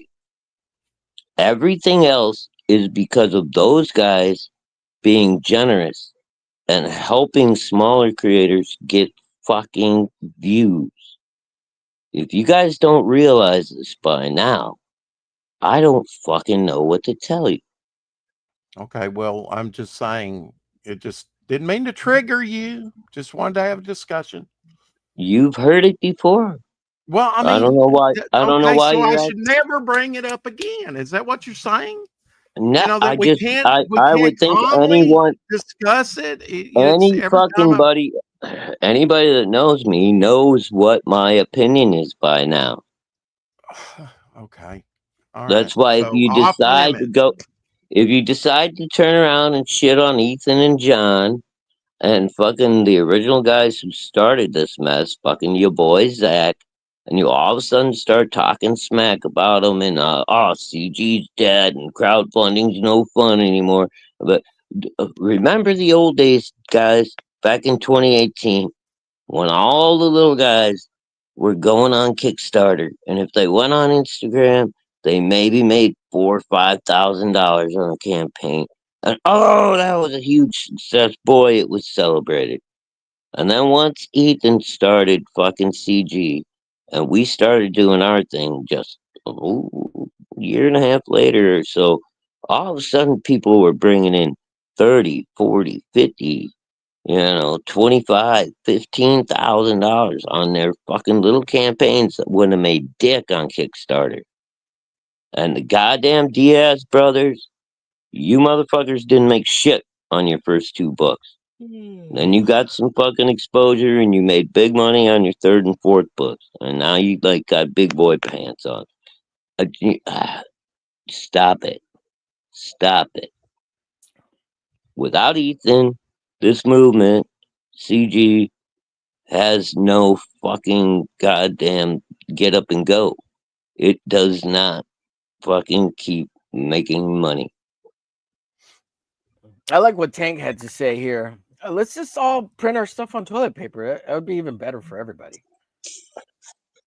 It'd be great for all the haters. They'll still find value in it. That's not what he was saying. You can read a comic while you wipe. You know, that's right? not what he was saying. That's not what he said. He said, I am going. He's going. He's not advocating that you print your stuff on toilet paper. Okay. Tank, I was going to jump on board with you. I was going to back your campaign. Remember when they were toilet paper comics. I remember when they were offering Marvel comic toilet paper. Yeah. So, okay. During the pandemic. Okay. So, bow down and worship the feet. Listen, I'm just trying to I didn't say bow down and worship anything. I said appreciate what you've been given. Don't bow down and worship shit. Okay. Appreciate the platform you've been given. So does that make you CG? It doesn't. It doesn't sound like that unless you were a professional and you were canceled. And that, dude, again, you don't listen. You haven't listened to Ethan at all. You've been stuck in your own asshole. Pop your head out of your ass, clear your ears, and listen. It was originally started to take care of canceled comic book professionals. I got then that. Okay. Ethan opened up everybody else. Can you shut up? Then Ethan opened up his heart and started fucking shilling small campaigns, expanding the entire thing. John Malin started with fucking Grab an Oar, and he started doing unknown campaigns. Everybody that was getting known and popular at the time now you're adding to started having cool, but started having smaller campaigns. Stop! I'm not done. Neither one of you gonna do this shit to me today. Fucking shut up.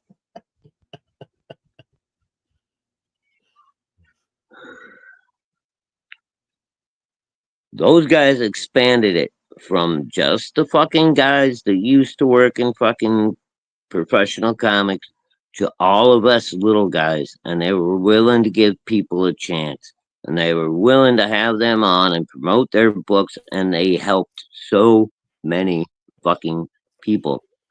And then people started seeing, oh, you can make money in fucking indie comics again. And we got a bunch of fucking leeches and people that never fucking cared about their book. They didn't care about fulfilling. All they cared about was getting onto Ethan's channel so they could get some exposure and fucking fleece the comic book buyers out of some fucking money. We watched it happen over and over and over again. And then Ethan stopped fucking showcasing fucking smaller people on his channel because he was sick of getting stabbed in the back. Malin stopped having smaller people on his channel because he was sick of getting shit on by the people that he promoted. This is not their fault. This is little people that thought that just because you got a little exposure on Ethan's show, that meant you were gonna fucking get rich. If your project is not that good, it doesn't matter where you get showcased. You're still not going to get back. And everybody goes back to CG used to be a consumer movement. It still is. If your comic book sucks, guess what? You don't fucking fund like you thought you should.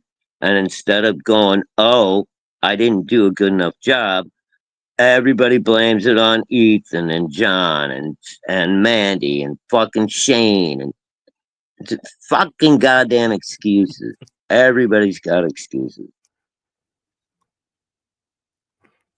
Okay, I'm done. Wow. Again, where does that leave everybody else? Again, My God. yeah, because you don't pay attention to what's going on. Hey, Lorenzo. Ethan and John and Mandy and Shane, all the big guys have all opened up to fucking goddamn pimping and shilling all the little guys out there again.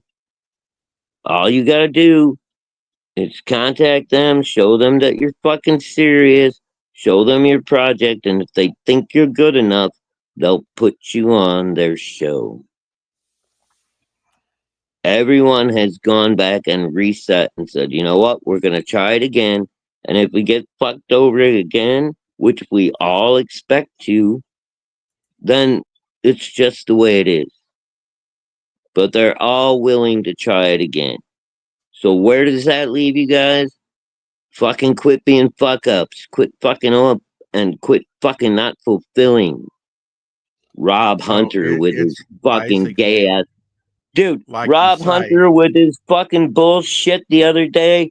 Fucking Richard Embry with his fucking bullshit the other day. Fuck these motherfuckers. I back both of those guys heavy. And I'm gonna get shit on for being a backer. I'm not good enough. I didn't back you hard enough. Fuck you, bitch. Oh man, that was good, Shadow. Damn. You didn't back up hard enough, baby.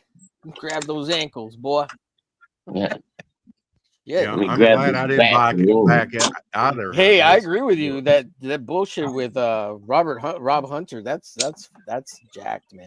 That is jacked. Richard Embry too. That's fucking contact bullshit. I'm not familiar with him. I know the name, but I'm not familiar with he was the blood and the sword guy. Yeah, I'm not a big fantasy guy, to be honest. So I don't pay attention. I mean, I backed him because I try to back people that are being supported in CG, and fucking Katie did had him on, Mandy had him on. We had him on. We had him. Had him on. And you know what? I got the first, but his comics are very basic. The artwork is very basic. The story's good. Story's good. It kept me involved. But the artwork and the coloring and everything else about the book is just, it's like, it looks like a basic Gold Key comic from back in the days, man. All the colors are flat. There's no bright spots or anything cool stuff. I can't blame the backers. I feel like that some of the luster from maybe what some people thought CG was and blah, blah, blah, whatever, that over time, or maybe just hard times and life invades in, that we had a golden point there. And maybe we'll have a golden point again. I know going into, what was it, 2023, there was like a lot of enthusiasm that we'll do better than the previous year. And that didn't, maybe from 23 to 24, I can't remember, was supposedly supposed to be a better year. And right. Yes. The I golden think, time was during the pandemic No, because because everybody had the that extra economy didn't $2,000 money recover. that right, they used for yeah, The for economy buying didn't books. recover as quickly as everyone thought it would. Blah blah blah. With it, well, you know, I mean, and regardless, this is the other problem that everyone in this fucking country has. Everyone wants immediate gratification. Trump took office, all of a sudden gas prices are down to $2. Fucking food's affordable. Blah blah blah. You know, look at the last 6 months before Biden left office. He burned down fucking millions and millions of chicken hatcheries to drive egg prices up. He shut down more and more oil production, and he opened up the borders even more and more and more, so he could cause as many problems as possible. So that when Trump got in office, there's no Have to way he fix can all fix that the shit. egg Yeah. prices Yeah. until the new fucking goddamn layers are ready. And Right. they're not going to be ready until the fall. This fall, watch how fucking egg prices fall. yeah. Well, you're old enough, like I am, to be with Ronald Reagan. It took him a couple years to turn away from the Carter years and get the economy Oh, back hell on. yeah.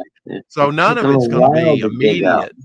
None of it's going to be immediate. You know, none of it. And they're going to fight him on everything he wants to do, except his executive orders. And then they're going to fight him on that and say it's unconstitutional. So, All right, Lorenzo, are we going to start fighting now, motherfucker? yeah, that's up to you, brother. If you do that, go out in the chat and do it, you know, because I don't want to deal with it. I'm just being You brutal. know what You know, Ethan, you know exactly what you don't, Ethan's been doing for the past 2.5, 3 years, and you know where Rainbow the Brood is at. Ethan don't hide anything from anyone. I'm tired of the fucking Except the women in whiny the basement bullshit. with John. No, the women in the basement are John's house. That's John's house. That's a joke. It's a joke. It's obviously all Ethan a has joke. nothing to do with that. Right. Well, Ethan he is might in the have. basement with the women and John. That's Well, where he streams from, his basement. maybe sometime. Yeah. I mean, I don't I'm trying mind to bring a little starting. levity instead of. I don't being mind all- starting that rumor. That's fine. that rumor. Hey Shadow, last I heard you needed a permit to be in CG. Don't you remember that? I need to get a No, you don't need a permit. I need to get that's my news to Indie me. I Comics haven't heard that. CG permit. No? You declare yourself CG, you're fucking CG. And It Ethan's says CG on my wiener. Does that count?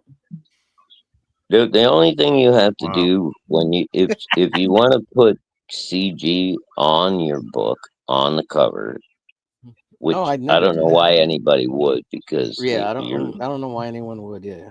I mean, I love CG, but I know it's also a badge of fucking SJW hate. So if they see that shit, they're not even thinking about buying your book.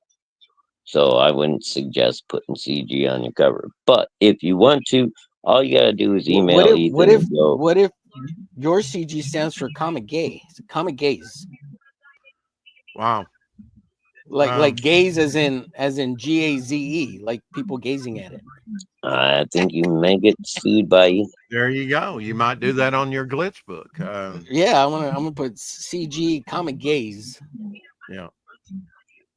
Take a look inside. Well, Ethan owns the CG trademark. I would just market it as comic gaze. Well, and not put the CG before it. You know, we'll make them real fancy colored. We've seen this before, Shadowhawk. Like Rainbow? Yeah, Rainbow. You know, Rocket Magazine #2 never came out because I think he got disillusioned with things and thought, you know, I've done all this in, you know, Steve Dye's made I know a lot of magazines in the he's 90s. used to making a lot more money. You're like I said, you know, there's a lot of people that's going to come into this and they're going to go, yeah, that's not my cup of tea. That's not what I thought it was going to be like, you know. And I got no problem with that, but don't shit talk it on your way out. Well, he's not going to. Well, yeah, but I mean, he didn't shit talk it, but he just nobody's going to get the book. He just disappeared, but that's better than being a fucking shit talker on your way out. You guys, all you people who supported me, are all pieces of Oh, shit, and I hate this definitely. I mean, movement. why you would want to turn on the fans, and we've seen that with Leland and other people, just to call out a name or two, I don't know why people want to stick their finger in the cake before they leave the wedding. I don't know There are why only they. a very That's not the few only thing people. I'm sticking my finger in. Wow. There Oh, okay. are very few I'm people sorry. that Omar I've had to dealt with. go. He won't be back for a while, but anyway.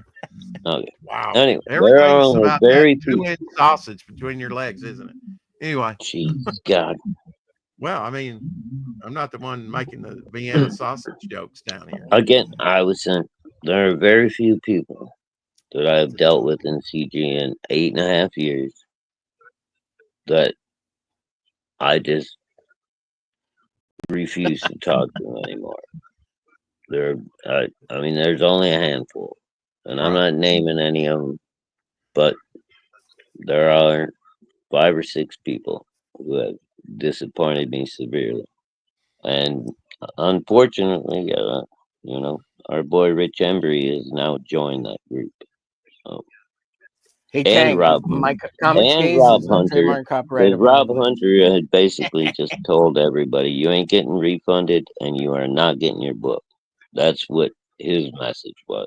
That's It pretty was, wild. Not even a digital PDF. He's not going to send out a digital PDF. bro, he's not sending shit. Read between the lines on that letter and think about it. How many times we've seen this before? Oh, if I can't figure out a way to save this book, and I really, really want to get it to my customers, and blah blah blah, but if I can't figure out some way to pay off my debtors, then the money's gonna get confiscated, and nobody's gonna get their shit. And that's exactly what, whether or not the money gets confiscated or not, he probably already spent it. Fucking, he's not giving anybody their shit.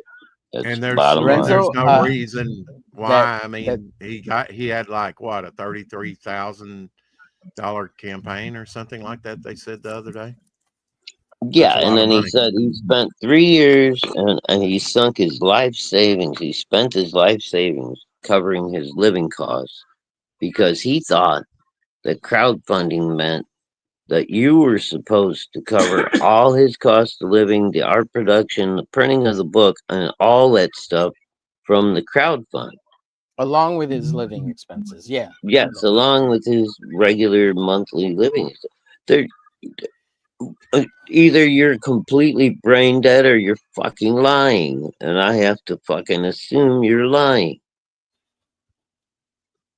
Well, I mean, that's what it does for It's a Ethan. convenient excuse, it sounds like to me. Dude, That's what and it then does the for next Ethan day, and John and Mandy when you're hitting 100,000, but when you're hitting only 30, 40,000, it ain't gonna work, buddy. You gotta, okay, that's your first book.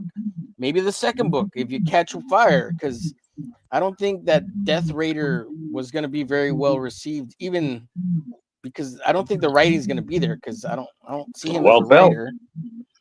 And what came out the last couple of days is that he's doing the 3D asset thing and then just drawing and layering over the top of it and shit. And that's fine, but well, dude, I watched a good stream where he was on Kings with Ethan, and 3 or 4 of the Kings were like, "How are you doing that effect? It's almost 3D." And then, oh well, I've been working on this style for this, for years, and it's just all because it's multimedia. I go in with pencil, and then I go in with marker, and then I do ink, and then I go back in with whiteout. So you get these layers. I remember him saying that shit. Yeah, you remember that shit? Yeah, and then Ethan was like, "Well, let me see the original pencils," and he's like, "Oh well, the pencils are buried under all the multimedia, but I got a print." And he fucking pulls out a print and shit. And Ethan is just like, okay, yeah, it's cool. You're really Yeah. wetting this down, Homer. I mean, your paper's starting to bunch up. Yeah, it's a really thin paper, so I have to be careful not to go over too much, otherwise it'll tear through.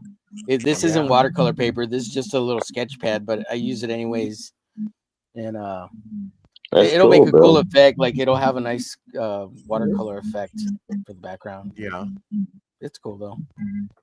Tank Ferret's got a good thing there. He says, "Welcome to the wide world, a wonderful wide world." I think he meant of entrepreneurism. 90% of businesses will fold in the first 3 years, and that's probably because That's people true. don't treat it like a business.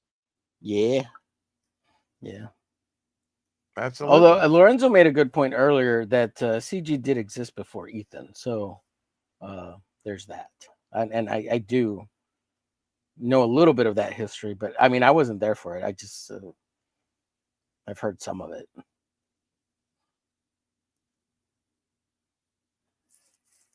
And I find that interesting. What are the pound of paper? Is this like 60? Oh, pound? yeah, this is like 60-pound paper. It's not. This is just real thin. It's sketchbook paper. Yeah. Mhm. Yeah, it's just a little cheap sketchbook I have.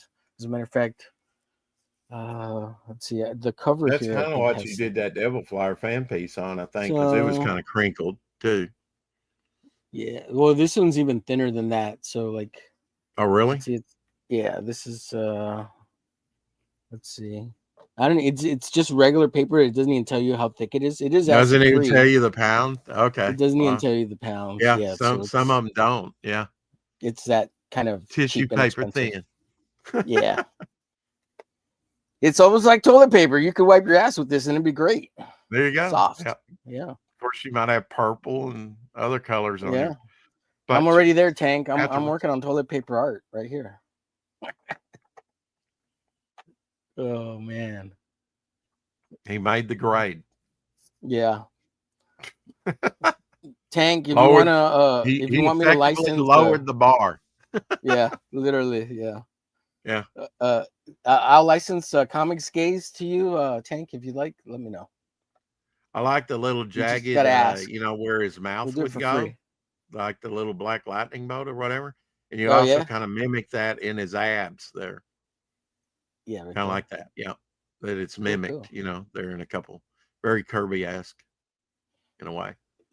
Oh yeah. Oh man. At some point, I really want to try to mimic Kirby, like more so. I'm really surprised you haven't hit that yet. Yeah. Yeah. That's how. Thank you, Lorenzo. That's how Geo. That's the only reason Geo exists, is he was supposed to be a kind of a tribute to Kirby. Yeah. Did Shadow leave? Is he still here? He says, "Sorry, I'll kick myself. I've been on for 2 hours. I'm hanging in chat, so I don't go on any more rants." It was good though. It was good. It was getting good. Yeah, I mean, we need to discuss such things from time to time, and I am trying to be earnest about, okay, what are the state of affairs right now as you see it, and no, that's not good look. And long delivery of projects is not a good look. And I think hopefully the ones that have been criticized for that, Ethan or Dan, or, I mean, it's not just them. I mean, it's other projects, even smaller projects. Oddity was like 2 years coming out or whatever. Although I think 2 years is probably the max, I think, when it comes to people, want to wait. Yeah, 2-3 years. I think want to wait. And then, which is, if you can't do it in a couple years, or somewhere about, especially to like 48 pages, 50, 54 pages, like 3 years should be good enough, man. Like, geez. Yeah. Even at a page a week, that's 52 in a year, and you can't do a page a week. Maybe you're in the wrong well business, okay, but that's you saying I'm just saying as my own art. That's not no. Like if I'm just saying in general, like as a general consensus kind of thing, not as a like just me, Rex. Like 52 pages for a year. That's okay, one page a week. I mean, Okay, but there's What's two normal? types. Okay, What's there's normal? you, there's Apex Comics, there's others. Okay, you do your own artwork. If you commission the artwork done, then you're paying for that. So the funds have to be there. Oh, and if you're paying, that should be even faster, right? Because why should you make that artist so give them a week per page? You don't have to say 3 days, hey, or hey, you know, I need all the pages by June 19th, Juneteenth. I'm gonna put my book out, you know, the day after Juneteenth. Yeah, not a good look. Yeah, that's a joke. I mean, I'm glad that historical event happened. I just think, and not only that, but I just think other holidays. So there's a few holidays that are just, you know, that's just okay. Playing into the again the let's separate the people between Caucasians, blacks. You know, it's a census form. They want to know: are you purebred, and what is that? Are you a mutt? Are you know? Oh, yeah. I saw that recently on some forum or something. You know, they were wanting to know, you know, are you Caucasian? Are you non-Caucasian? Are you brown? Are you, you know, are you this? Are you that? And it's like, wow, you know, and on every census, every 10 years, I put this, I say, I do put Caucasian. And with me, it was like, okay, that's the best guess I can have looking in the mirror and maybe at my adoption papers, because I didn't know where I came from. Oh, you know what I'm saying? I didn't know what straight out of South Africa. You know, like you can come check my teeth, but that's not going to help you find out my origin story, you know? And why is it that important? And I put in there, you know, we're all part of the human race, no matter how much melanin is in our skin. Why do you make it such a big thing about, you know, race? There is only, and I always put on the census every 10 years it comes around, there is only one race, the human race. The human race. You know what? Fortunately, Rex, I'm fortunate enough that I can put Caucasian too on my form because I'm a Caucasian also. Well, you're a dick, so yeah, I guess that tracks. Anyway. Anyway, I've got a meeting to go with John Dillard. Omer, you can stick around if you wish. Sure. We're going to get out of here. We'll see you again on, you know, maybe, Lord willing. On the other 4 o'clock shadow. Yeah, on the other side.